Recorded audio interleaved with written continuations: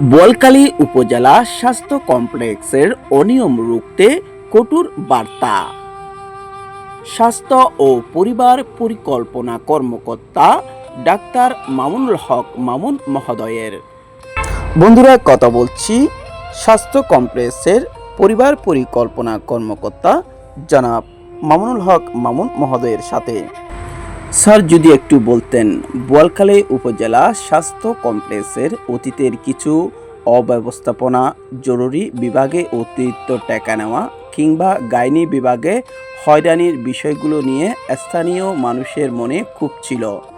আপনি দায়িত্ব নেওয়ার পর এগুলো গভীরভাবে পর্যবেক্ষণ করছেন এবং কঠোর বার্তা দিয়েছেন, কিন্তু সাধারণ মানুষের মনে প্রশ্ন, আপনি ঠিক কী বাস্তবমুখী পদক্ষেপ নিচ্ছেন ও ভবিষ্যৎ পরিকল্পনা বিষয়ে যদি একটু শেয়ার করতেন। ধন্যবাদ আপনাকে। আমি যখন অত্র হাসপাতালে জয়েন করি, তো আমার যিনি পূর্ববর্তী চুপ্পি মহোদয় ছিলেন, আপনারা তো ওনাকে অনেকদিন পেয়েছেন, ওনার সম্পর্কে জানেন, উনি অনেক কাজ করেছেন। তো আমার জয়েনিংয়ের পর আমার চেষ্টা থাকবে উনি যে কাজগুলো করেছেন সেগুলো ধরে রাখা, যে কাজগুলো করে যেতে পারেন নাই সেই কাজগুলো যেন আমি করতে পারি। বোয়ালখালীর মানুষের মন হৃদয় উনি যেভাবে জয় করেছেন, আমি চাই ওনার সেই ধারাবাহিকতা অব্যাহত রাখতে। ওনার মতনই আমি আপনাদের জন্য, বোয়ালখালীবাসীর জন্য কাজ করে যেতে চাই। আমি জয়েনিংয়ের পরে যেটা দেখতে পেলাম, এখানে একটা আলট্রাসোনোগ্রাফি মেশিন ছিল, যেটা আমাদের সদ্য সাবেক ইউসিপি মহোদয় যাওয়ার আগে মেশিনটা নষ্ট হয়ে যায়। পর আমি জয়েন করার পর আমি অব্যাহতভাবে সংশ্লিষ্ট প্রতিষ্ঠানকে চিঠি লিখি, ব্যক্তিগতভাবে যোগাযোগ করি। অনেক চেষ্টা তদবিরে পরে গত সপ্তাহে আমি মেশিনটা ঠিক করতে সক্ষম হয়েছি। এখন আবার সেই আলট্রাসোনোগ্রাফি হচ্ছে আমাদের হাসপাতালে। তাছাড়া আমি জয়েন করার পর যেটা দেখি যে আমাদের জিতি আপা এখান থেকে গেলেন, আর আমি জয়েন করলাম, মাঝখানে একটা ভ্যাকেন্সি ছিল, ঈদের বন্ধ ছিল। তখন এই যে আমাদের ডাস্টবিন, যেটা আমি জয়েনিংয়ের পরে একটু পরিদর্শনে গেলাম, ওইদিকে দেখি যে খুব ভয়াবহ অবস্থা, প্রচণ্ড রকম দুর্গন্ধ ছিল। অনেক দিন ধরে ময়লাগুলো পরিষ্কার করা হচ্ছিল না, বেশ কিছুদিন। এই কারণে ওখানে অনেকগুলো ময়লা আবর্জনা জমেছিল। পরে আমি আমাদের বর্তমান পৌরসভার প্রশাসক যিনি আমাদের এসিলেন্ট মহোদয়, ওনার সাথে যোগাযোগ করলাম। উনি খুব আন্তরিক ছিলেন এবং ওনার চেষ্টায়, পরিচ্ছন্নতা কর্মীদের আপ্রাণ প্রচেষ্টায় এখন অনেকটা ময়লার ব্যাপার, ডাস্টবিনটাকেও আমি একটা গোছানো একটা অবস্থায় নিয়ে আসতে পেরেছি। তো আমার চেষ্টা থাকবে যে এই ধরনের কাজগুলো, হসপিটালের সেবার মানটা যেন দিন দিন আমি পজিটিভভাবে আরও উত্তর বৃদ্ধি করতে পারি, আমার সেই চেষ্টাটা অবশ্যই অব্যাহত থাকবে।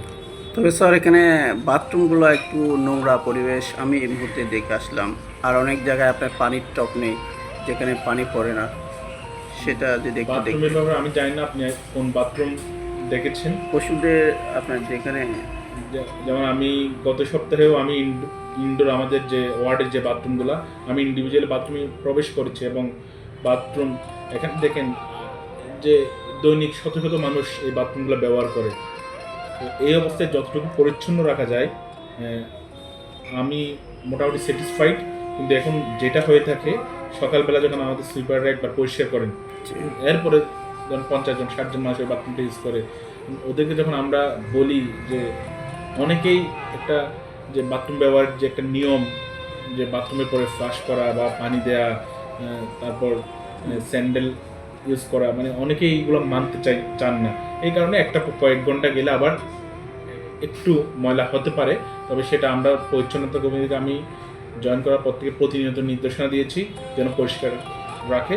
যদি তারপর কোথাও কোনো ময়লা থাকে, সেটা আমি আজকে আবার জানাবো যে ওই জায়গায় ময়লা আছে, এটা আপনি পরিষ্কার করেন। আচ্ছা স্যার, আরেকটি বিষয় আপনার কাছে শেয়ার করতে চাচ্ছি। এখানে কয়েকটা ঝুঁকিপূর্ণ বিষয় রয়েছে, সেটা হচ্ছে আপনার গাইনি বিভাগ, জরুরি বিভাগ, এই দুইটাতে আমাদের অনেকেই অভিযোগ করেছেন। আর প্রসূতি রোগী থেকে কিছু মিষ্টি খাবার নামে অতিরিক্ত টাকা আদায় করে জরুরি বিভাগে আপনার 20 থেকে 100 টাকা অনেক সময় 300 টাকা নিয়ে এমন অভিযোগ আমরা পেয়েছি। আচ্ছা, তো এখন এই বিষয়টা আপনি কিভাবে দেখছেন? যদি এরকম কেউ জরুরি বিভাগে 200 টাকা 300 টাকা মাত্রাতিরিক্ত কোনো টাকা দিয়ে থাকে, আমি অনুরোধ করব আপনি ওই ডকুমেন্ট আমার কাছে লিখিতভাবে জমা দেন। আমি অবশ্যই যে কর্মকর্তা কর্মচারী যিনি অভিযুক্ত হন না কেন তার বিরুদ্ধে আইনানুগ প্রশাসনিক যে ব্যবস্থা নেওয়া দরকার সেটা নিব। লিখিতভাবে অভিযোগ না করে কোনো ডকুমেন্ট জমা না দেয়, শুধুমাত্র মুখের কথার উপর ডিপেন্ড করে আমি কোনো ব্যবস্থা নিতে পারি না। জি। আর গাইনি বিভাগের যেটা বললেন, এটা আসলে আমরাও শুনেছি কিছু কিছু ক্ষেত্রে। এটা যেটা হয়ে থাকে যখন একটা বাচ্চা স্বাভাবিকভাবে জন্ম নেন, সব কিছু স্বাভাবিক থাকে, অনেকে খুশি হয়ে অল্প কিছু ওদেরকে মিষ্টি মিষ্টি খাওয়ায়, সেটা আমরা ইগনোর করার চেষ্টা করি। কিন্তু যদি এটা এমন হয়ে থাকে যে একটা পেশেন্ট পার্টিকে প্রেশারাইজ করে কোনো টাকা নিচ্ছে বা মাত্রাতিরিক্ত কোনো মিষ্টির নাম দিয়ে মাত্রাতিরিক্ত কোনো টাকা নিচ্ছে, তাহলে অবশ্যই আমি ব্যবস্থা নিব। এবং সেই ক্ষেত্রে আমার একই কথা যে যে টাকাটা নিয়েছে সেটা যেন আমাদেরকে লিখিতভাবে জানান। না জানলে শুধুমাত্র যে কারোর প্রতি যদি কোনো সুনির্দিষ্ট কোনো অভিযোগ না থাকে, জাস্ট টাকা নেই, টাকা নেই, সেটা আমি আমার যারা গাইনি ওয়ার্ডের বা লেবার রুমের দায়িত্বে আছেন তাদেরকে বলতে পারবো, হ্যাঁ এই ধরনের আমার কাছে একটা অভিযোগ আসতেছে, আপনারা বেশি টাকা নেন, এই কাজটা করেন না। সেটা কেউ যদি খুশি করে দিলে ওটা সেটা এক কথা। আর যদি কেউ একদম টু দ্য পয়েন্ট বলতে পারে অমুক নার্স অমুক মিডওয়াইফ অমুকে আমার কাছ থেকে 1 তারিখ ডেলিভারির কারণে এত টাকা নিয়েছে, যদি কেউ না শুধরায়, একই কাজ একই ভুল বারবার রিপিটেডলি করতে থাকে, তাহলে অবশ্যই তার বিরুদ্ধে আমি আইনানুগ বা প্রশাসনিক ব্যবস্থা নিব। অসংখ্য ধন্যবাদ স্যার, আপনার সাথে কথা বলে খুব ভালো লাগলো।